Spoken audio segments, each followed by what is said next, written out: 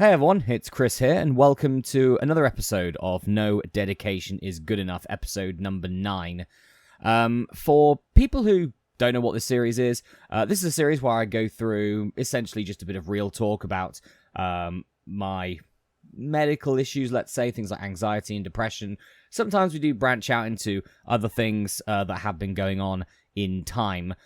This is going to be one of those ones when it comes to this. So, a lot has changed since the last video I did back in June of last year, which was pretty much just a video about how I sort of, I guess, use the character of Masterath, I guess, you know, obviously all of my YouTube stuff, and how much it sort of differs from who I am when it comes to that. This one is very much on a medical basis. So, for people who have watched this series, they probably saw episode number 5, which was about me dealing with a skin disease called hidradenitis suppurativa, or HS for short, and how difficult it is to live with that condition, a condition that I've pretty much had since I was about 14, so 18, 19 years at this point, but was only diagnosed about 4 or 5 years ago. And, excuse me, and yeah, so this is sort of, I wouldn't say a follow-on from that, but it's something that is related to for this to be the case. So, since June, I had a surgery up and coming. For something to essentially remove something from essentially sort of like my lower back, I guess. And I went for a pre-surgery checkup, as you do. And one of the things that came out from it is that there is a chance that I may have the condition sleep apnea or obstructive sleep apnea, hypopnea. I can never pronounce the word hypopnea for some reason. But yeah, and essentially what that is it's related to your sleeping. When you go to sleep, I guess sort of the muscles in your airways relax, like a lot of your body does. The problem with that is if you have sleep apnea, it can close up to the point that you have a low respiratory rate, or your breathing is very shallow. Essentially, you're not breathing enough. And sometimes that can close enough to stop it completely. So, yeah, they were thinking things like I was always tired all the time, which I am, quite fatigued, a lot. A lot of that is to do with my HS, which does make you very, very exhausted. And yeah, really when it comes to someone with a potentially undiagnosed sleep apnea, it's not a good thing to put them under anesthetic. So in the end, the surgery did not happen. Again. So that's 3 years now I've been waiting for that. But in time, and this did take a while to be fair, it took a couple of months for them to eventually get around to it. But me being me and, you know, being anxious and depressed, I decided to sort of look up on the subject, and I probably didn't do a very good job looking it up, because I ended up getting really, really concerned about sleep apnea. And yeah, sleep apnea is no joke, of course, but it was to the point that it was worrying me quite a bit. And that's obviously a really bad thing with, I wouldn't say it's a self-diagnosis, really, but it's as close enough to it was essentially what I was doing, which I really should not have done. But yes, so essentially I did a test on that where I had essentially a machine and everything hooked up to me, and it was essentially tracking my breathing patterns and everything like that. And one of the things before that, actually, before I go into that, one of the things that was really worrying for me is that one of the symptoms of sleep apnea is that you snore. Now, first off, just because you snore doesn't mean you have sleep apnea. But if you have sleep apnea, more than likely you snore. It's not it's not always the other way around when it comes to that. And since it was taking quite a long time for them to for the hospital and everything like that to think of how to or maybe even fit me in to see if I actually do have sleep apnea or not, I guess I sort of tried myself, because I know that one of the things was snoring. So what I did is I essentially recorded audio while I was asleep to see if I snored or not. And yes, transpires I do. So that didn't help. That didn't help knowing that early. But anyway, so everything happens. I get this machine, which judges your breathing patterns during the evening when you sleep. Obviously, quite anxious having all this machinery attached to me when I'm trying to sleep, and having like essentially a heart rate, like a pulse monitor on my finger and everything as well, which was which was a bit worrying at the age of 32. You know, you sort of equate that to, well, I guess a naive person like me would equate that to someone being incredibly old, you know, like 60s or something, so not 32. Anyway, so I did all that when it came to that day. I couldn't even sleep very well because it was just really uncomfortable to sleep with it, to be honest. But I did what I could. I sent it back, and they came back to me and said that my sleep apnea that I do have. So first off, I do have sleep apnea. Great. Sarcastically great. And it is mild to it's borderline moderate. So how they judge sleep apnea is they judge it via what's known as an AHI, which is an apnea hypopnea index. And essentially what it is the amount of times per hour your breathing goes shallow, or your respiratory rate is low, or, you know, you cease breathing altogether. People have that happen, and they don't have sleep apnea. A safe amount is sort of 0 to 5 times an hour. Then I think it's like 5 to 15 is mild. 15 to 30 is moderate, and anything above 30 is severe. And mine came up at 14.9, I believe it was, 14.9, 14.8. So mine is technically mild, but it's borderline moderate, really, if you look at it. So that was a few months ago, and about a month ago I got another appointment. I seem to spend so much time in hospitals these days, just having appointments for things, and it's tiring. But yes, I went to I went to the hospital last month, and they essentially sort of gave me a bit more information when it comes to sleep apnea, and it is, you know, it's certainly something that can be livable.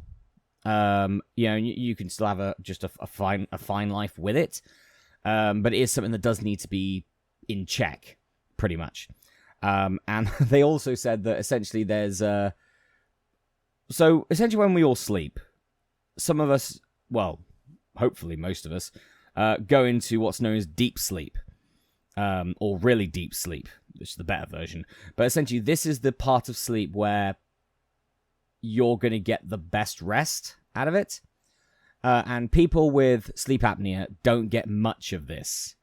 They get what's, I believe, known as sentimental sleep, superficial sleep, something like that. Yeah, it's superficial or light sleep.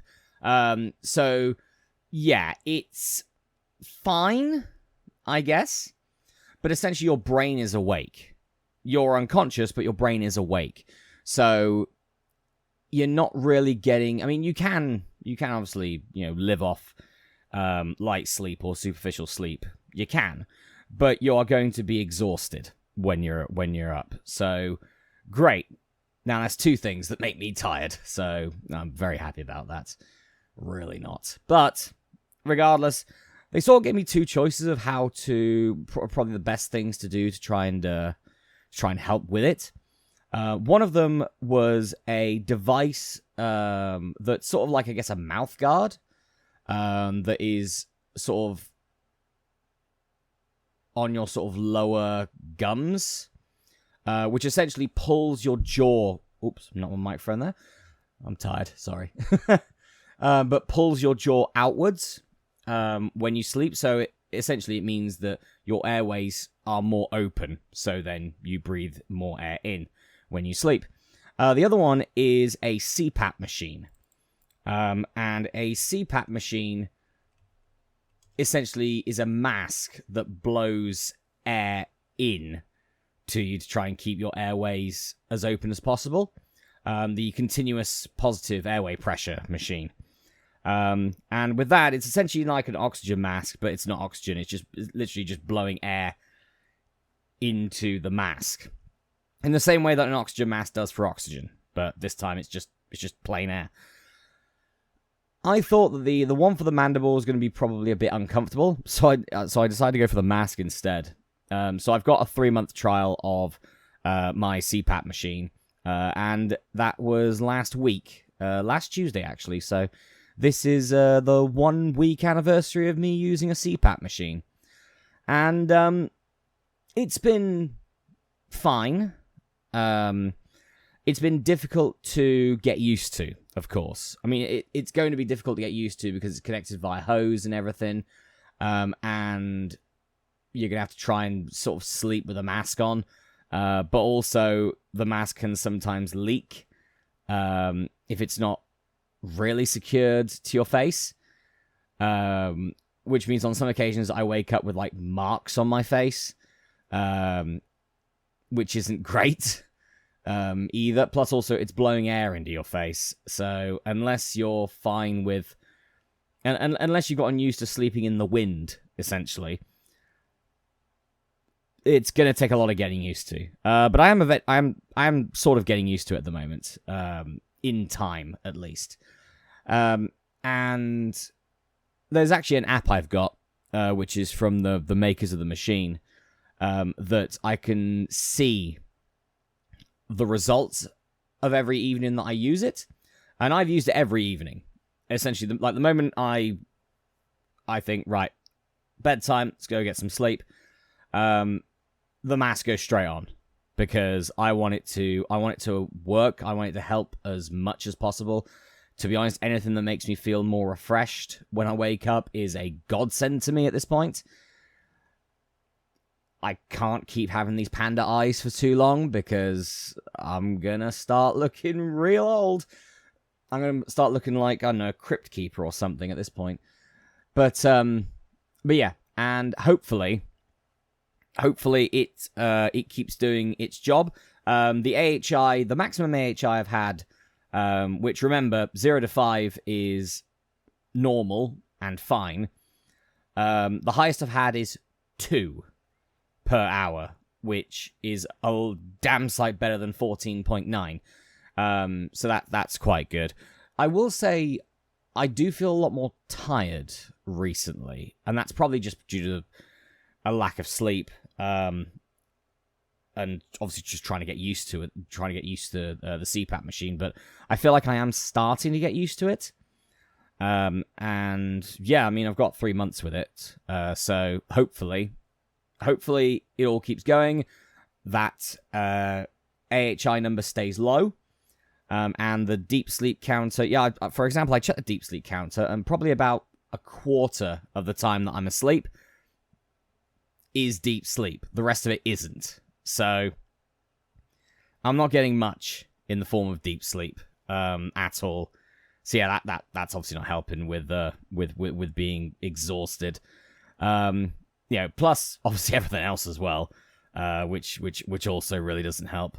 But But yeah, I mean, I wanted to do for 2026, I really wanted to just get all of my, like, everything medical in order, finally. And I feel like this is a start when it comes to it, and it's the condition that I've most recently been diagnosed with. But I guess it's I don't know, it's probably, I don't know whether it's the one that affects me the less, because I don't really know how the negative effects are apart from being exhausted when it comes to that. But I guess we'll find out in time when it comes to that. Yeah, I mean, hopefully it goes well. I think I'm more annoyed at myself sort of early on of making a mountain out of a molehill about sleep apnea. I think for a long time I was very concerned about it, because I remember from like years ago or whatever about people like dying from sleep apnea. It is something that can kill you, and I fear for my life every single day. So yeah, it's just one of those things. Plus, combined with a lot of things, it really doesn't help. Plus, also having sleep apnea probably means that when it comes to surgery, it's going to be difficult when it comes to that. So there's a lot of things that are just, essentially, it's just a circle where I felt like that none of it was going to get resolved. And yeah, it was sort of like the missing piece to, well, I'm screwed. And hopefully that won't be the case when it comes to that. I hope that it all works quite well. I'm feeling a bit optimistic, but not to a massive level, I will say. But I'm certainly not pessimistic at this point. Not like I was probably about 4 or 5 months ago. But anyway, that is going to be the end of No Dedication is Good Enough, episode number 9. Speaking of my medical conditions, I will be in April doing a 24-hour gaming stream for charity. I'm going to be doing a 24-hour gaming stream consistently for the British Skin Foundation, which I'm hoping should be simulcast to Twitch and this YouTube channel. But I don't know when it comes to that. Streamlabs seems like I'll probably need to pay to do that, and well, we'll see. Yeah, I'll put the fundraiser in the description below. So if you do feel like helping to a good cause like the British Skin Foundation, then as someone who suffers from multiple skin conditions, it would be greatly appreciated. So thank you very much. Anyway, folks, that's going to be the end of the this episode of No Dedication is Good Enough. I really am tired today. Anyway, I'm going to edit this, upload this, and then I'm going to go to sleep. I'll see you tomorrow.